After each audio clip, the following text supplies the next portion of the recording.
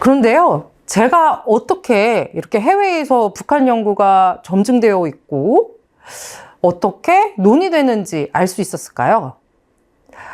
제가 박사 논문을 쓸 때 저는 매우 부족한 사람이라서 어떻게 박사 논문을 쓸 수 있을까 고민을 하다가 전 세계적으로 통용되는 SSCI 인덱스에 나온 북한과 관련된 논문을 모두 찾아본 적이 있습니다.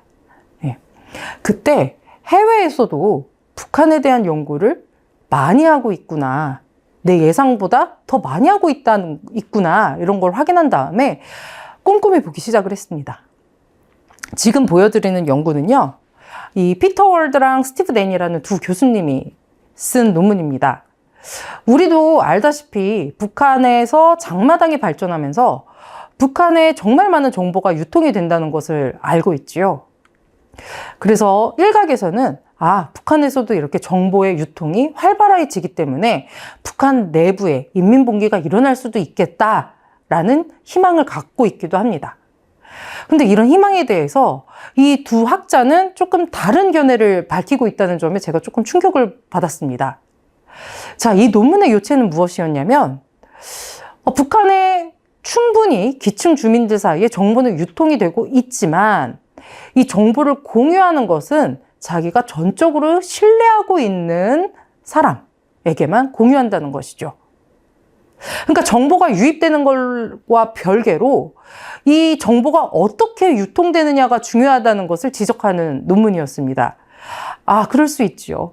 유통이 많이 되더라도 이 유통을 아는 사람들끼리, 믿을 수 있는 사람들끼리만 하게 됐을 때 이것이 가질 수 있는 영향력은 한계가 있을 수 있다라는 점을 확인할 수 있는 논문이었죠.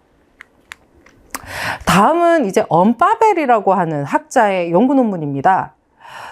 이 언바벨이라고 하는 학자는요, 북한의 부동산, 특히 평양의 부동산과 건물, 건축물들이 어떻게 형성이 되고 이것이 가지고 있는 정치사회적인 의미에 대해서 쓰고 있습니다. 되게 재밌게 본 논문들이 많은데요. 이 언바벨은 주장을 합니다. 여러분, 평양의 강남은 어딘지 압니까? 지금 평양 부동산 최고 노른자 땅이 어딘지 내가 알려줄 수 있습니다. 그걸 어떻게 봤을까? 보니까요, 위성사진으로 계속 확인을 하고요. 가끔 평양에 직접 방문을 해가지고 그 평양 지역의 부동산이 어떻게 개발이 되고 있는지 확인하고 오는 것이었습니다. 그리고 여러분들, 우리가 흔히 북한을 고립된 체제라고 생각을 하지요. 북한이 외부와 아무하고도 연락도 하지 않고 혼자서만 먹고 사는 체제다 라고 생각을 할 수 있는데, 여기 버진 그레이스 레이크이라는 학자는요, 북한은 더 이상 고립된 체제가 아니라고 이야기합니다. 고난의 행군 이후로 꾸준히 대외관계를 넓혀오기 시작을 했고, 공공외교를 통해서 자신에게 주어진 이 국제 제재망을 우회할 수 있는 통로를 계속해서 마련해 나간다는 것이죠. 자, 이렇게 봤을 때 저는 정말 세계에 많은 북한에 대한 논의가 있다라는 것을 알게 되었고, 이 부분을 어떻게 하면 더 잘 알 수 있을까? 그리고 나만 아는 게 아니라 다른 북한을 연구하는 학자들, 아니면 북한을 알고 싶어하는 informed public, 그러니까 공중에게 이를 어떻게 알려줄 수 있을까에 대한 고민을 하기 시작했습니다. 그 결과 통일부의 지원을 받아서요, 이런 프로그램을 시작을 하게 됐습니다. 보시는 것은 Now in North Korea라는 프로젝트인데요. 이 프로젝트는요, 연세대학교의 글로벌 스트래티지 랩이라고 하는 정치학과 백우열 교수님의 연구팀에서 시작한 프로젝트입니다.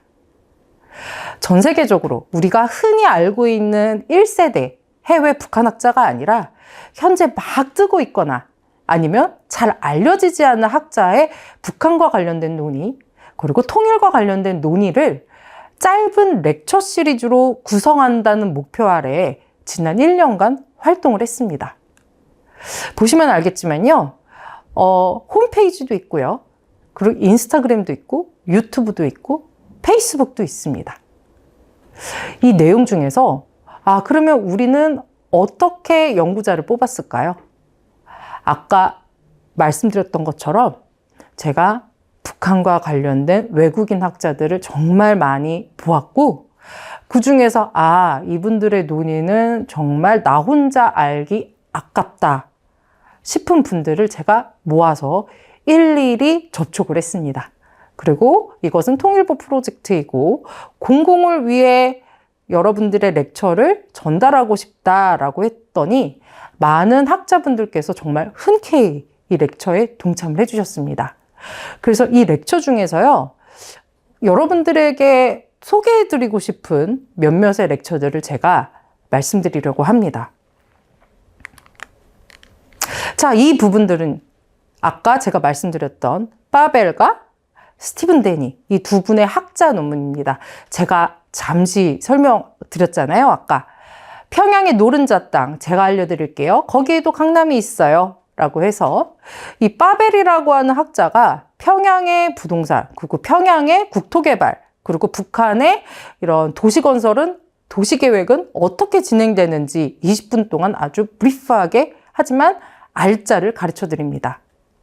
다음은 이 스티븐 데니라고 하는 네덜란드 라이든 대학교의 교수님인데요. 아까 말씀드렸던 것처럼 정보 자체가 문제가 아니다.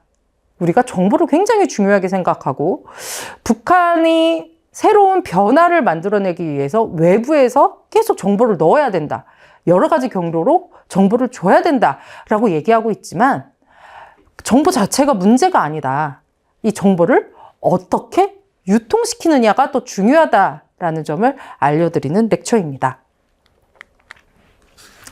자, 다음은요.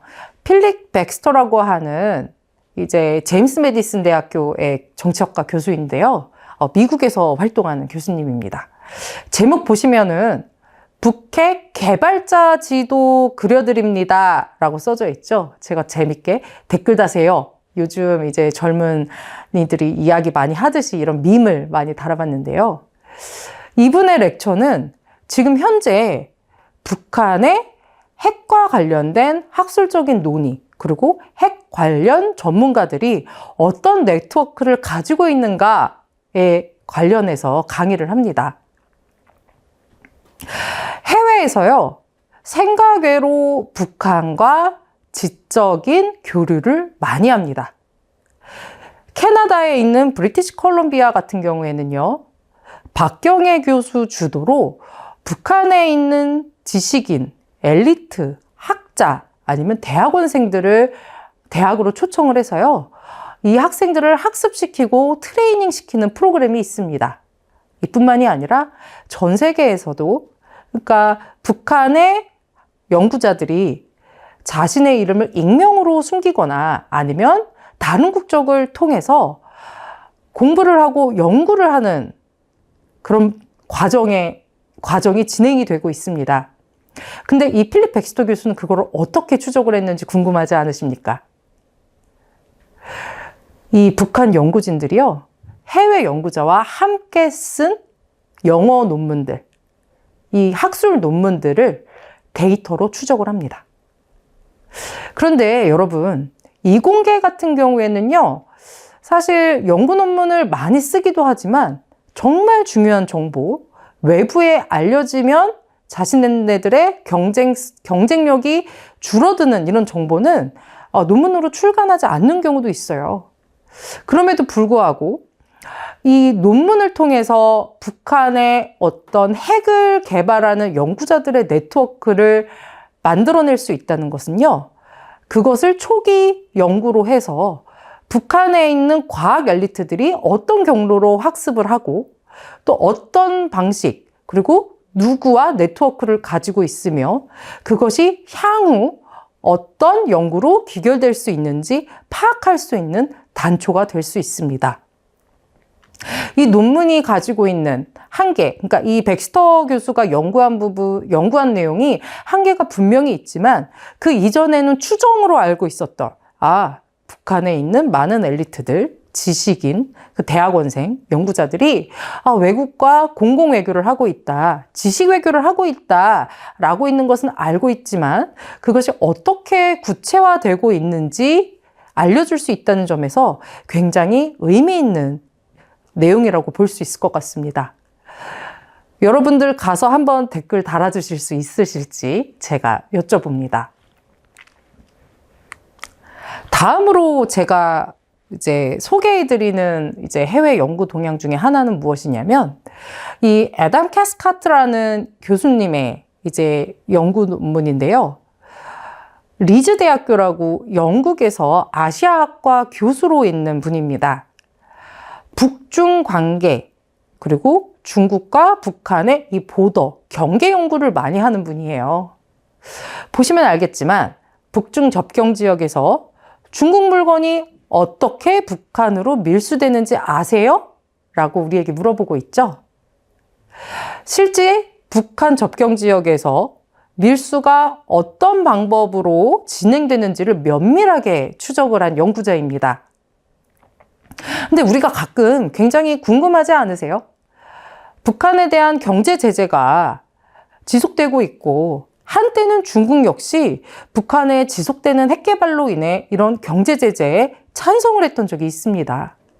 그렇다면 중국 역시도 북한의 경제 교류를 하지 않겠다는 의지를 보여준 셈이나 마찬가지인데, 중국은 북한에 많은 자원을, 물품을 수출하고 수입하고 있다는 것을 우리가 암암리에 알고 있지요. 이런 동학은 어떻게 만들어지는 것인가? 캐스카드 교수는요, 그 북한과 마주하고 있는 중국의 그 보더 지역에 있는 경제와 그 지역 정부의 방점을 찍습니다. 사실 북한에 대한 제재에서요, 중국의 지방정부와 중앙정부의 이해관계가 상이할 수도 있고 조응할 수도 있습니다. 조응을 하더라도요, 국제관계의 행위자로 있는 중앙정부와 지방정부는 조금 입장이 다를 수 있죠. 그때 이 양자가 어떻게 조율을 하고 북한의 물건을 밀수를 하는지, 그러니까 북한이 어떻게 밀수할 수 있게 하는지 면밀하게 설명을 해주고 있습니다. 인상적이었던 거는요, 북중 접경 지역에서 이 북한으로 물품을 들어가는데 관여하는 중국 세관, 그 세관이 활동이 어떻게 진행되는지 이 부분도 정말 구체적으로 파악하고 있다는 것입니다.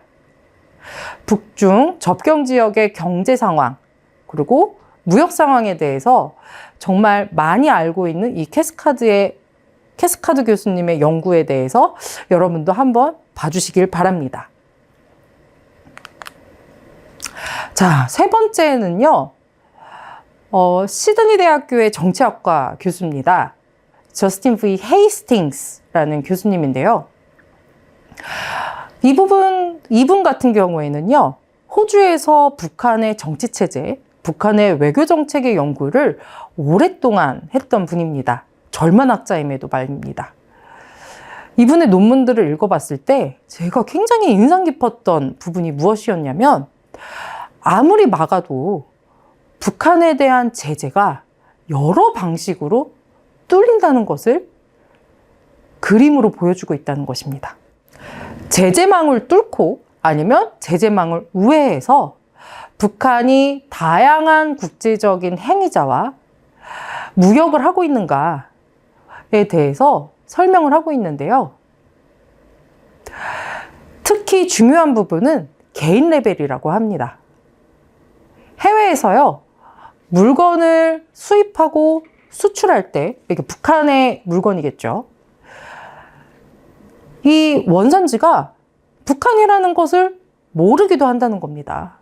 왜?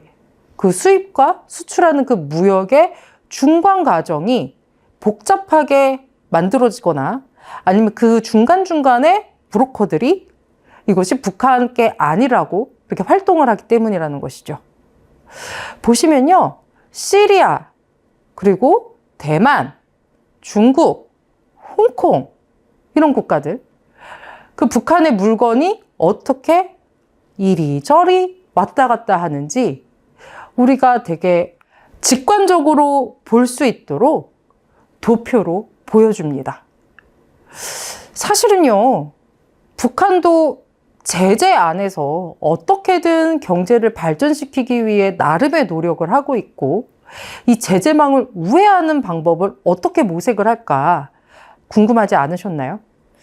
사실은 중국뿐만이 아니라 다른 국가도 그렇게 북한과 무역을 할 수 있다는 것을 보여주는 연구입니다.